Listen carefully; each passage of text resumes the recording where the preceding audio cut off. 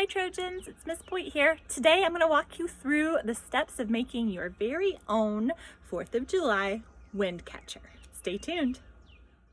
For this project, you're going to need string, a pencil, something to add color with like markers or crayons or paint, some tape or a hole punch, scissors, and a paper plate. Alright, we're going to start with our paper plate. It helps it if it is just a plain white paper plate because we're going to be adding some color to it. You're going to add some red and white stripes to one side of your plate and some blue and white stars to the other side of your plate. It doesn't really matter which one you start with, so I'm going to start with my stripes.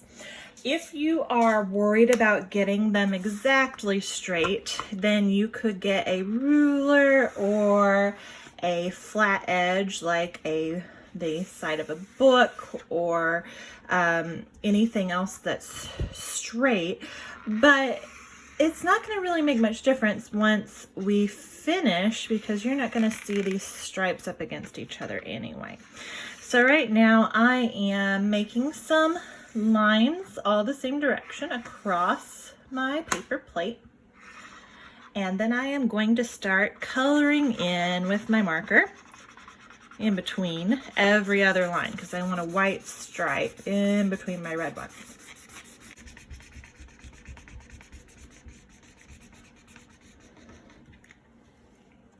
Okay, now we're ready to turn our plate over, and I'm going to grab a blue marker now for the stars and blue and white.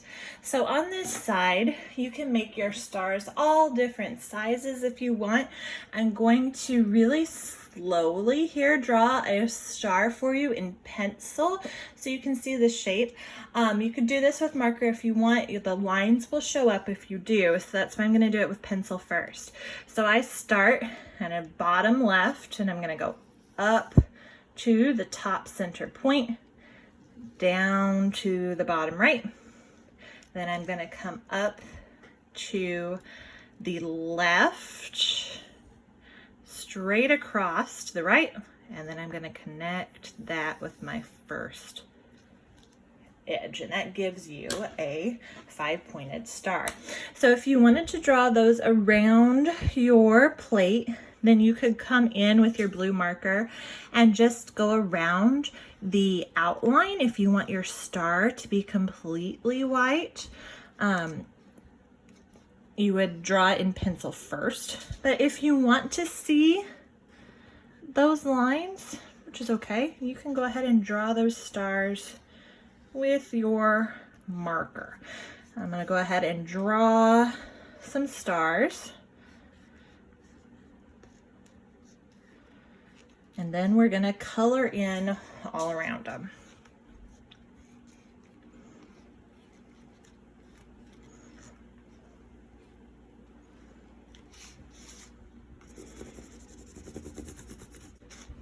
If the stars are too hard for you, you could even decorate this side with some circles, little white circles or dots that you could then go around with your blue marker. So it doesn't have to be exact, and it does not have to look like mine.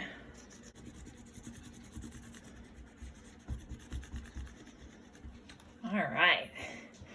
So once this is dry, we are going to start cutting our plate to turn it into the wind catcher.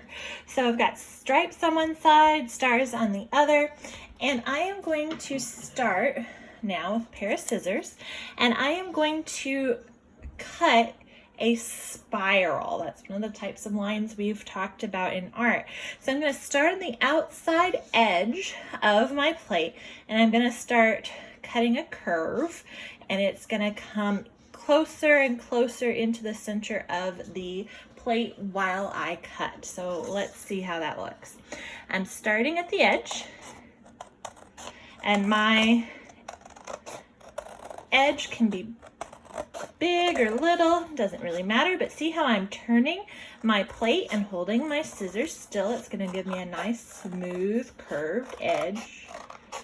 And And as I go around, I'm starting to come to where I started, so I want to move in a little closer to the inside of my circle now, inside of my plate. And my piece may get a little smaller, thinner, and I'm going to keep turning and cutting, turning and cutting until I get to the center of my plate, and I'm going to have like a little almost knob here. So the idea is, if I can show this on my phone here, you will have now a spiral that's got the stripes on one side and your stars on the other. So the last thing for us to do is make a way to hang this. If you have a hole punch, you could punch a hole in this top part here. I don't actually have a hole punch with me at home, so I'm going to use some tape. You'll also need some string. So I have a little bit of string here, however long you want your wind catcher to be. And you're going to either put your strings through the hole and tie a knot, or if you're using your tape, you're going to go ahead and tie a knot first and then tape it on. So when you're tying a knot, you may want some adult help with this, but you're going to take both ends and you're going to make a loop.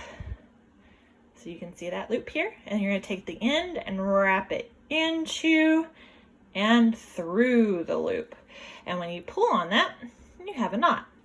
So this knot is what I'm going to tape onto the top of my wind catcher here. Just like this. And if I don't like the edge that I have here, I could cut off the extra string.